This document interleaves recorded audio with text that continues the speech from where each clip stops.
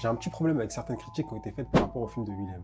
Ok, c'est une œuvre publique, donc elle mérite d'être critiquée, mais je comprends pas comment tu peux comparer le film de Willem avec le film de l'Américain qui a fait Obsession.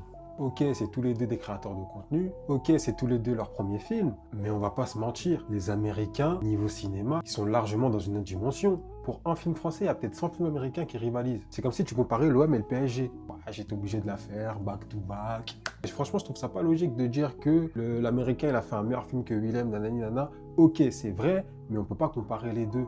La culture du cinéma en Amérique, elle est 4 fois plus intense. Après, bien évidemment, moi-même, comme à peu près tout le monde, j'ai pu constater que le jeu d'acteur, c'était pas trop ça. Sans prétention, j'aurais pu jouer dans le film.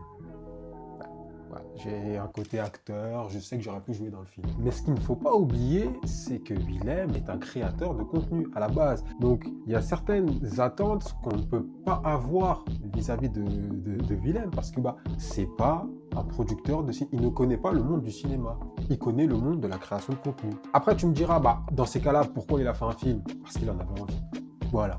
On est dans un pays libre, la France, enfin libre, mais on a encore le droit de faire ce qu'on veut, quoi. Enfin, voilà.